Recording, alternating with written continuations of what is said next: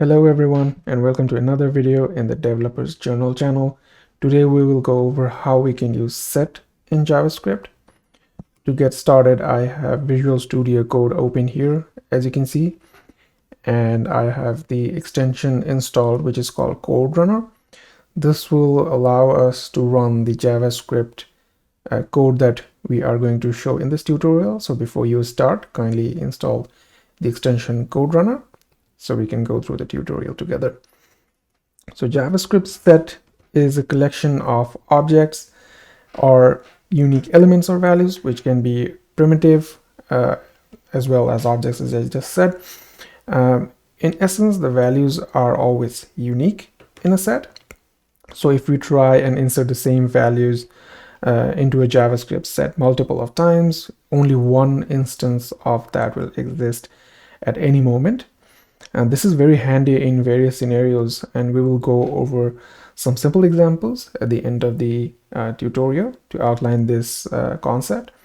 So let's get started with the methods that set has and look at them one by one in depth. To start off, we will look at the constructor of set and how we can initialize it.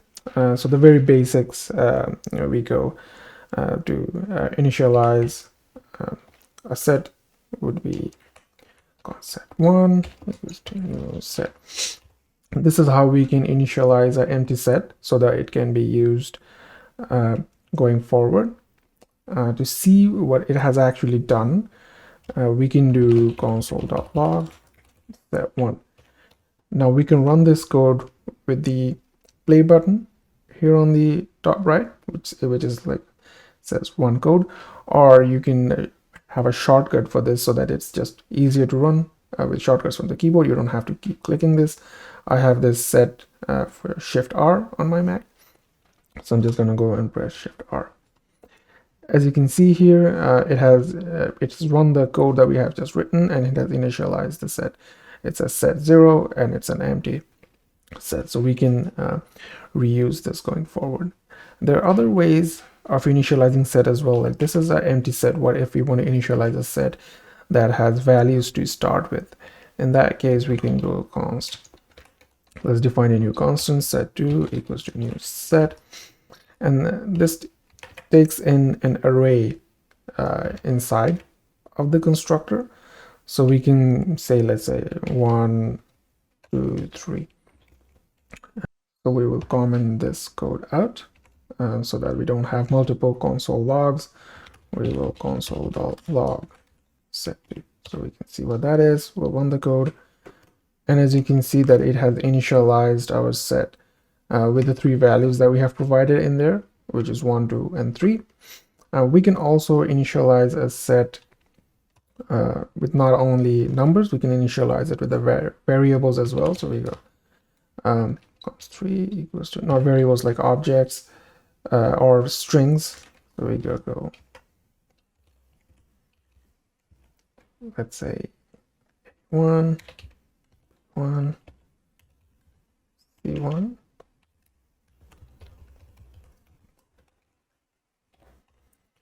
and let's try run that. So you can see that we have initialized this set with A1, B1, and C1, which are 3 strings. So this is basically the 2 ways we can initialize a set. This is an empty set, and this is a set that has different values to start with, which allows us to initialize the set in the way that we want to.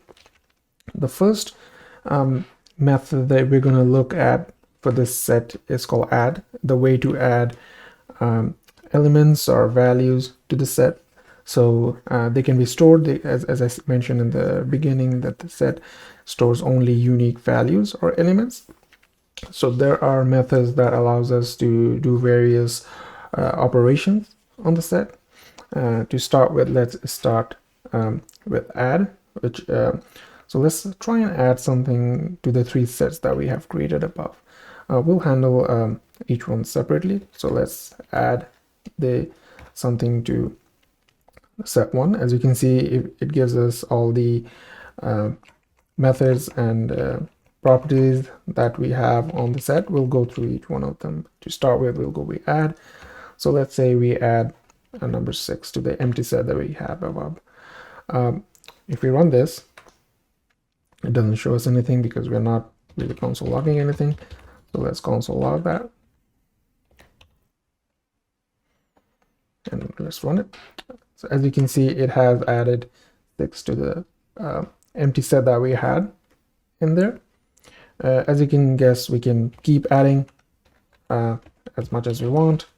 Also, it doesn't have to be the same type. So 6 is like a number. We can add a string in here if we want to, and we can console log that.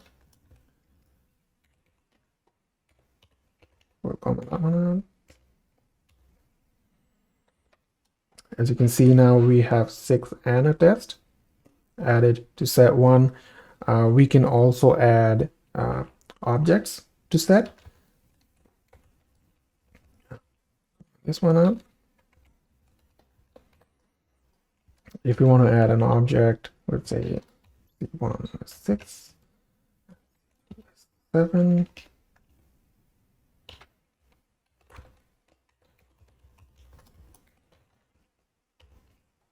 And we run that. And you can see we have the number 6 test and the object all set into the set 1 that we have above. We can also add booleans in there. Let's just copy this so that we can keep pasting. We are using the same console log everywhere. So let's say we want to add a boolean in here as well. Set can handle booleans as well. So we go, let's say true, paste R, and as you can see, we have a boolean, the true here as well. We can actually do console log at the very end because we're adding things to the set. We can add undefined or null as well because they are the primitive types. So we can have, say, null, and we run that, and you can see null is there as well. In this way, we can add various elements and values to the set so that they can be stored, they can be used later, and as you can see, they are all unique in the way that we have added them right now. We'll see what happens when we add same values multiple times to this set at the very end of the video. The next property that we are going to look at for set is called size. So it says it shows us the size of the set when we call this property at any given moment, which gives us an idea of how big the set is. So we go to see that, we simply go console.log it directly, set1.size. If we run that, we get 5. As you can see, we have done 5 adds to this set, and that is the reason we get 5. So it returns an integer, which is the number, which is the size of the set, the number of elements in that set. So this is the property size, which is very, very handy. The next method that we're going to look at for set is called has, which will allow us to search for values that we have inserted into the set. So we simply go set1.has, right? And it will take any value, as you can see, value any in there. The first one, let's try with something that we have. We have added 6 at the beginning there, so let's say that has 6. So this will return a boolean. Let's console.log it directly. We don't need the size anymore. So this will return a boolean. So we already know that our set has 6 in there. So if we run it, we get true because we know that 6 exists. What happens if we try to do a test? The test that we have, which is a string, we know that exists as well. So if we go test and we run that, and you see we get true again because we have test. Now it's a bit interesting if we try and do it for an object that we have in here. So let's just copy paste that.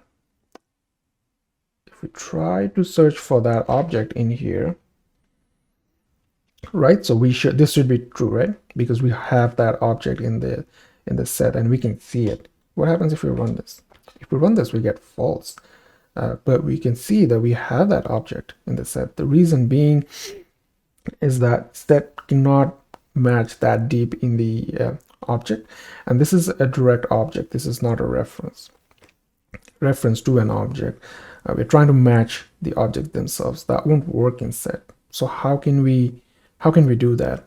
The easiest way is to define a constant, which is an object. So let's go object equals to, I don't know, let's go v12 v28, right? So we defined a constant here. Let's add that to the set. All right, let's keep that. We can use that, reuse that later. Let's see what we have in the set one right now. Let's do that. So as you can see, we have our previous object, true, nulls, and whatnot, and we have our new object here, right? The one that we just created. Now, if we go instead of the object, if we use the reference object that we have just created above, what happens now? Now we get true. The reason being is that this is now a reference being added to the set and can match the reference. So now we can match the object. It has to be the same reference, otherwise it won't really match it. So if we're trying to match objects in set, that won't work very well for us. But this is the way. If we have the same reference for the object, then we can match it. What happens if we want to match? We have a null in there. So what happens if we want to test that? So let's go null. We know we have null in our set. We can see it above. Go null, true, so it matches it. That way we can check with this property has, as you can see, it returns a boolean. We can match and check if this set has the value or the element that we are looking for. The next method that we are going to look at today is forEach. So forEach allows us to loop over each of the elements in the set that we have created. So let's go around. The definition for forEach is forEach, as we mentioned. So to loop over every object, so let's go set one.forEach. Now forEach has, as you can see, three callback functions. I've got three properties for the callback functions that you can use. So first one is value, which can be any. Value 2 is actually the key. And the third one is the set itself. So the key and the values in a set are the same. The reason being, as you can see, that set stores a unique element or a value, right? So it doesn't have really a key value pair to store. So the key and the values in a set are the same. So if we try and print what the values are, we are just going to go console.log value is set. You know what? Actually, we always say like key value set, key value pairs. So we'll just name them key value in that manner, which is keeping it consistent with how we always call it, right? So if we do that and we run that, you can see here it printed not in a nice manner. It printed a lot of things, but we'll try to go over them as we can. So the first one we had added was 6. So as you can see, 6, which is the key value pair. I don't know, this does not look like a nice way of doing it. So let's separate them out so that it's a bit easier for us to read. Let's try and run that. Okay, much nicer. So the first value, as you can see, is the key. The second value is the value itself, which is the same as I just mentioned, that the key and value in a set are the same. and the last set is the full set itself that we have. And as we go down, you can see that the key values are the same, the set is the full set, and the key values are the same, and the set is the full set. And that keeps going down. This allows us to iterate and go over each of the key or value, whatever we call it, in the set and perform actions on it, whatever we need to do inside. We can go over on them. As I just mentioned, any kind of iterators that we have, we can use the for loops for them, but in this case, as you can see, it loops over each one of the elements individually, so we can perform whatever action we need from this for each method that this set has. The next method that we are going to look at, we'll just comment this out. The next method the methods that we are going to look at is called the keys or the values. As I had mentioned, the keys and the values for this set is the same. Let's have a look at them, look at those methods. So the first one is, let's go with keys. As you can see, it returns an iterator. We'll do console log directly so that we see what it is.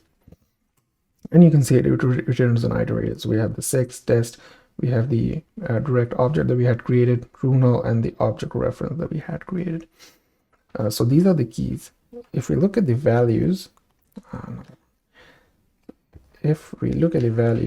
they will also be the same, right? Because the keys and the values are the same. So if you do that, you can see they return exact identical iterators, which are the key values for this set. So now the question comes, like, what can we do with this set iterator? As has mentioned, the iterator, we can use any loops, any kind of loops, even for loops to go over each one of the items and perform actions on them. We'll try and write something very quickly to see that in action. So the const s of set1 dot keys. We can use keys or values in here. They would be the same, and we do console. We will comment these two out, and we will run that. As you can see, we have iterated over each one of them, and we have console log s. If you want to do anything inside there, we can do, like, if we can look for numbers, and we can do whatever we want in here.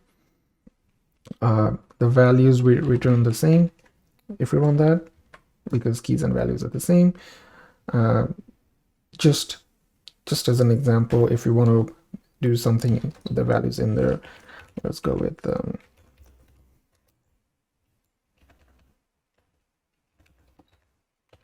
number, let's go s plus 1, whatever, right? If we run that, as you can see, this number 6 is a number, so it just console logs 7 there. So it only fires for that loop because we only have one number in our setting here. So in this way, we can perform actions and do things while we loop over each of the keys or values in the set. They are almost aliases for each other in the example of JavaScript set, so we can use either one of them. The other method that set provides us with is called entries. So let's show that in action before we say anything. If we run that, okay. So as you can see, it has given us an entries with arrays. So entries basically returns, as you can see here, returns an iterable key value pair for the items in the set. Again, since the key and the value are the same, the values for the index 0 and index 1 in the arrays are the same. This is again an iterable, so we can again loop over this if we want to. Again, the easiest way to see that in action is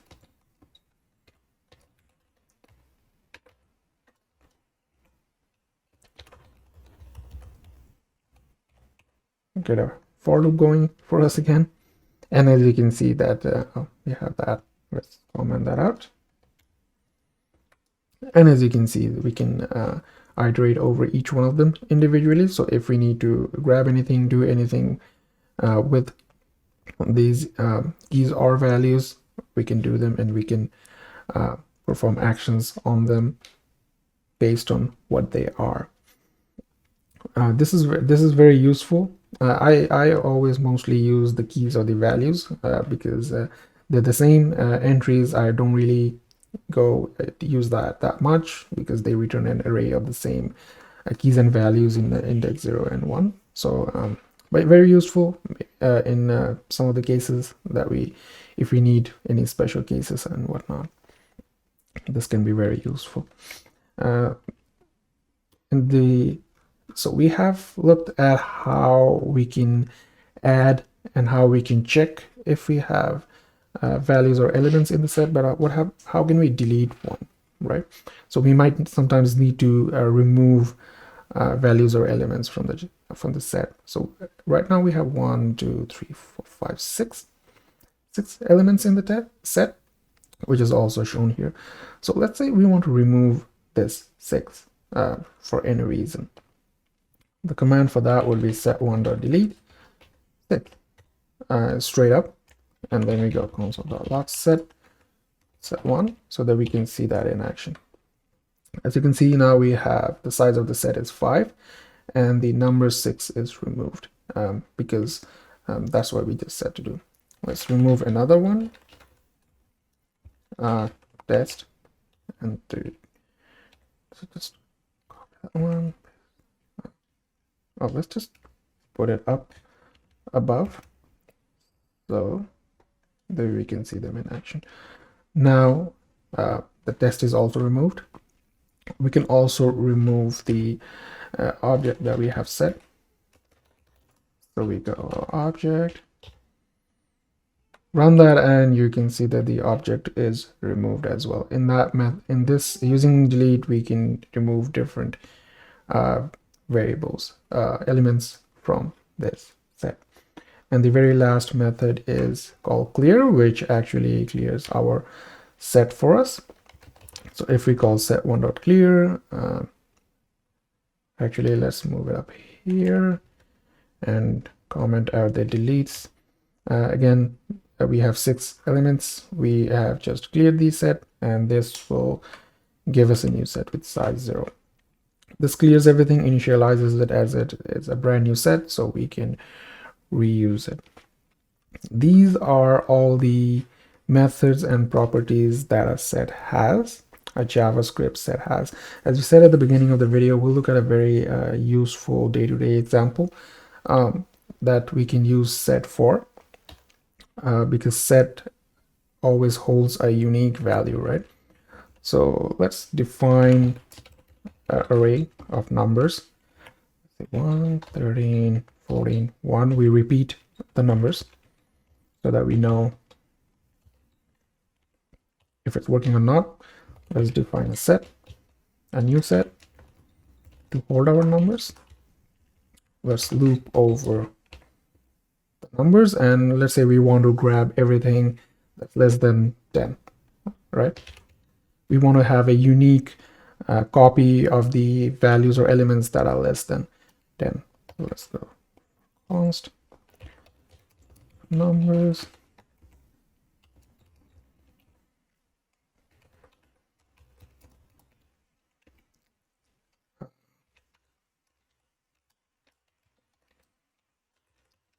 So we are adding all the elements that are of less than 10.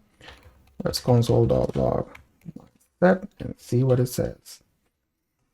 So as you can see that the set has returned 1, 5, and 7. If we look here, 1 comes in twice, and 5 comes in twice as well, and 7 comes in only once. So in that way, this is a very unique element, and set allows us to have unique values of each one of the elements. So that's it, folks. Thanks for sticking with me. Let me know down in the video what you like, did not like, and want to see in the future. And thanks for being here.